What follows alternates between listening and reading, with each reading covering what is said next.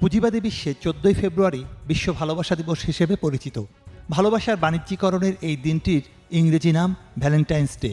বেশ কতগুলো বছর ধরে বাংলাদেশেও খুব ঘটা করে ভালোবাসা দিবস নামে পালন হয় দিনটি। কিন্তু বাংলাদেশে 14 ফেব্রুয়ারির দিনটির একটু ভিন্ন তাৎপর্য আছে। 1983 সালের এই 14ই ফেব্রুয়ারিতেই ঢাকার রাজপথ লাল হয়েছিল অন্তত 10 শিক্ষার্থীর রক্তে। এজন্য অনেকে এই দিনটিকে স্বৈরাচার প্রতিরোধ দিবস হিসেবে পালন করে থাকেন। 1982 সালের 24শে মার্চ জেনারেল হোসেন মোহাম্মদ এরশাদ সামরিক আইন জারি করে ক্ষমতা দখল করে।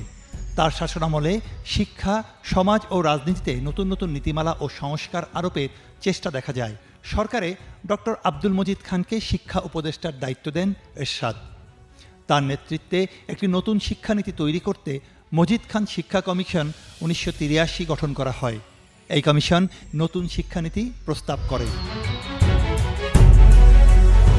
এই নীতিতে ধর্মীয় বিষয় ও বিদেশি ভাষার উপর গুরুত্ব, উচ্চশিক্ষা ব্যবস্থায় বাণিজ্যিকরণ ও আর্থিক সামর্থ্যকে গুরুত্ব দেওয়া এবং বাড়ানোর প্রস্তাব করা হয় মাধ্যমিক স্তরের সময়সীমা।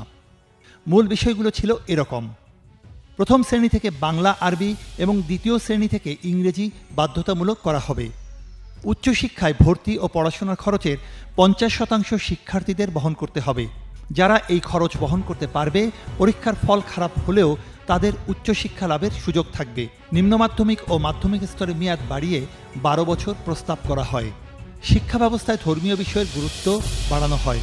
এই নীতিতে শিক্ষার্থীরা মনে করেন সাধারণ জনগণের জন্য শিক্ষা ব্যয়বহুল, অধিক দুরূহ ও বৈষম্যমূলক হয়ে পড়বে এবং শিক্ষা সমাজে সাম্প্রদায়িক বিভাজন তৈরি করবে। নতুন শিক্ষানীতি ঘোষণার পরপরই দেশের ছাত্র সমাজ ও শিক্ষাবিদদের মধ্যে ক্ষোভ ছড়িয়ে পড়ে। 1982 সালের 17 সেপ্টেম্বর শিক্ষা দিবসে ছাত্র সমাজ মজিদ খান শিক্ষানীতি বাতিল সহ 3 দফা দাবিতে আন্দোলনের ঘোষণা দেয়। 8 নভেম্বর পুলিশের লাঠিচার্জে ঢাকা বিশ্ববিদ্যালয়ের শিক্ষক ও ছাত্ররা আহত হন। 30 জনকে গ্রেফতার করা হয়। এই ঘটনার পর ঢাকা বিশ্ববিদ্যালয় অনির্দিষ্টকালের জন্য বন্ধ ঘোষণা করা হয়। 14 নভেম্বর বিশ্ববিদ্যালয় খোলার পর ছাত্র সংগঠনগুলো একযোগে আন্দোলনের কর্মসূচি ঘোষণা করে। 21 নভেম্বর গঠিত হয় ছাত্র সংগ্রাম পরিষদ, যারা দেশের সর্বত্র শিক্ষানীতির বিরুদ্ধে গণস্বাক্ষর অভিযান ও জনমত গঠনের কাজ চালাতে থাকে।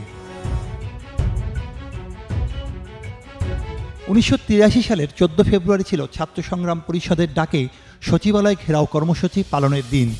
হাজার হাজার শিক্ষার্থী শিক্ষানীতি প্রত্যাহার, গণমুখী ও বিজ্ঞানভিত্তিক শিক্ষানীতির দাবিতে শান্তিপূর্ণ মিছিল নিয়ে সচিবালয়ের দিকে এগিয়ে আসলে হাইকোর্ট এলাকায় পুলিশের ব্যারিকেডে তাদের আটকে দেওয়া হয়। নেতারা সেখানে দাঁড়িয়ে বক্তৃতা শুরু করেন।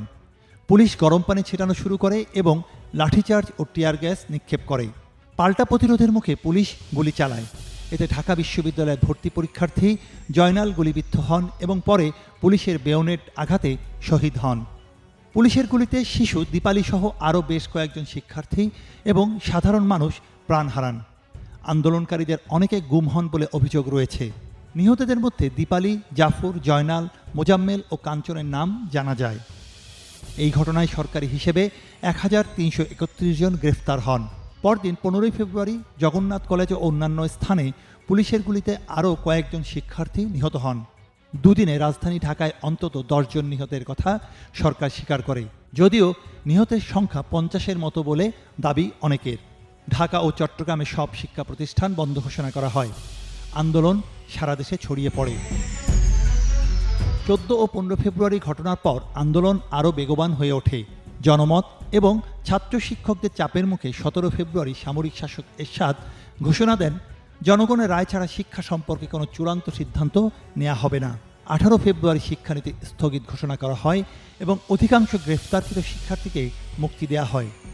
মজিদ খান শিক্ষানীতি বিরোধী আন্দোলন বাংলাদেশের ছাত্র আন্দোলনের ইতিহাসে এক মাইল ফলক। শিক্ষানীতি বাতিলের মধ্য দিয়ে শিক্ষার্থীরা প্রমাণ করে গণ আন্দোলনই যে কোনো অগণতান্ত্রিক নীতির বিরুদ্ধে সবচেয়ে কার্যকর প্রতিরোধ। আর এই দিনটির গুরুত্ব ভ্যালেন্টাইন্স ডের তুলনায় কম কিসে।